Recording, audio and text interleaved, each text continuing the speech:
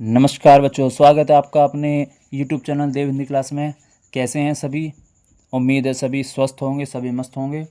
और इसी कामना के साथ चलते हैं अपने टॉपिक की तरफ बिना समय गवाए। आइए, अब तक हमने सीखा पत्र के प्रकार, पत्र को पहचानना। आज का जो विषय है वो पत्र लिखने के ऊपर है। बच्चों में कन्फ्यूज़न रहता है कि हम पत्र कैसे लिखें, प्रारूप क्या बनाएं, फॉर्मेट कैसे लिखें। और उस को पहचानने के लिए मैंने इससे पहली क्लास ली थी, उसमें बताया कि अगर हमें पत्र के प्रकार पता है, औपचारिक पत्र कौन से होते हैं, अनौपचारिक पत्र कौन से होते हैं, ये पता है, तो हम पत्र का प्रारूप बड़ी आसानी से लिख सकते हैं। तो आइए आज उसी पर ही चर्चा करते हैं और उसी को ही समझते हैं। जो भी डाउट हैं वो क्लियर हो जाएंगे। ठीक है, देखिए यहाँ मैं एक पत्र लिखा हूँ। अगर मैं साथ साथ लिखता तो वीडियो ज़्यादा लंबी हो सकती है, तो इसलिए मैंने पहले से ही यहाँ एक पत्र लिखा हुआ है। और ये एक औपचारिक पत्र है, आप देख सकते हैं, ये एक औपचारिक पत्र है। और ये औपचारिक और अनौपचारिक मैंने इससे पिछली क्लास में आपको बड़ी अच्छी तरीके से समझा दिया कि कैसे हम पता करेंगे कि औपचारिक है और अनौपचारिक। जब तक हमें ये नहीं पता लगेगा कि औपचारिक है या अनौपचारिक है, तो हम वो नहीं लिख पाएंगे जिसकी हमें ज़रूरत है, मतलब फॉर्मेट नहीं बना पाएंगे। ठीक है, तो सबसे पहले आप मेरी वो वीडियो देखिए। ठीक है, बात समझ में आ गई? अब देखो, यहाँ हमने लिखा है कि अवकाश प्राप्ति हेतु, यानी कि हमें छुट्टी चाहिए, उसके लिए अपने प्रधानाचार्य को पत्र लिखना है।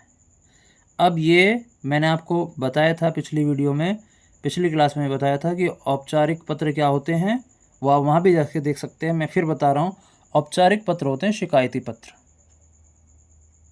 या निवेदन पत्र, ठीक है। इस तरह के पत्र जो हैं वो सारे औपचारिक होते हैं। अब इसमें क्या करना है, इसका फॉर्मेट क्या होगा, इसका प्रारूप क्या होगा।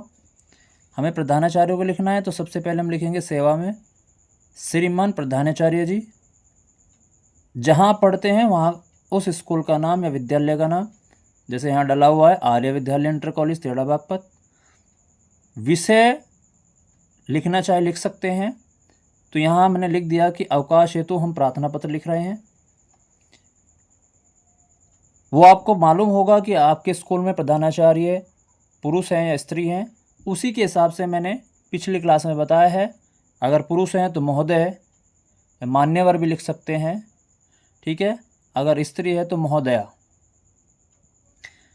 अब क्या करना है, अब जो भी आपको काम है या जिस विषय को लेकर के या जिस बात को लेकर के छुट्टी चाहिए, वो सारी की सारी बात आपको यहाँ लिख देनी है बड़े अच्छे तरीके से। जैसे यहाँ छुट्टी के लिए प्रार्थना पत्र लिखा गया है कि चाचा की शादी है और वो शादी दिल्ली में है, तो लिखने वाला का जो परिवार है वो सब के सब जो है वो शादी में जा रहे हैं, तो उस बच्चे को जो है 21 और 22 नवंबर यानी कि 2 दिन की छुट्टी चाहिए। ठीक है, उसके बाद आप लिख सकते हैं कि आपकी अति कृपा होगी, आपका आज्ञाकारी शिष्य। अगर आप लड़के हैं तो आपका आज्ञाकारी शिष्य लिख सकते हैं, अगर आप लड़की हैं तो आपकी आज्ञाकारिणी शिष्या, आप ये लिख सकते हैं। और उसके बाद अपना नाम, अपनी कक्षा, हो सकता है रोल नंबर लिख दीजिएगा और पत्र समाप्त हो जाएगा। ठीक है, ये एक औपचारिक पत्र था। और औपचारिक पत्र को लिखने का मैंने आपको तरीका बताया कि किस तरीके से हम उसका प्रारूप लिखेंगे और विषय लिखेंगे, और जो बाकी बातें हैं वो किस तरीके से लिखनी है।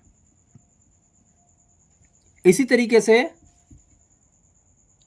आगे आने वाली क्लास में मैं आपको एक अनौपचारिक पत्र के बारे में बताऊंगा कि उसका प्रारूप क्या होता है। ठीक है, अभी हमने औपचारिक पत्र के बारे में पढ़ा। एक बात मैं यहीं क्लियर कर देता हूं, अभी औपचारिक पत्र है, ये आपको प्रधानाचार्य को लिखना है। यहीं आपको मैं बता दूं कि आपको औपचारिक पत्र में, मान लिया आपको किसी अधिकारी को लिखना है, तो वहां भी आप यही लिखेंगे। बदलेगा क्या? ये बदल जाएगा वहां पे बस, क्योंकि अधिकारी को लिखना है। मान लिया आपको विद्युत विभाग को लिखना है, तो विद्युत विभाग अधिकारी हो जाएगा, है ना। जल विभाग को लिखना है तो वहाँ वो एड्रेस होगा, क्योंकि ये हम स्कूल को लिख रहे हैं, विद्यालय को लिख रहे हैं, प्रधानाचार्य को लिख रहे हैं, तो इसलिए हमारा प्रधानाचार्य हमें यहाँ पे लिखना हुआ, स्कूल का नाम लिख हुआ। लेकिन अगर हम जिस क्षेत्र में वो पत्र लिख रहे हैं उसी का ही प्रारूप लिखना है। शुरुआत ऐसी ही करनी है, और फिर बीच में आकर के जो भी आपकी शिकायतें हैं, जो भी आपकी समस्या है, वो आप लिख सकते हैं, और बाद में अपना नाम पता जो भी है वो लिख सकते हैं। तो ये था एक औपचारिक पत्र लिखने का तरीका। अगर आप इस तरीके से पत्र लिखते हैं तो एग्ज़ाम में आपके नंबर नहीं कटेंगे।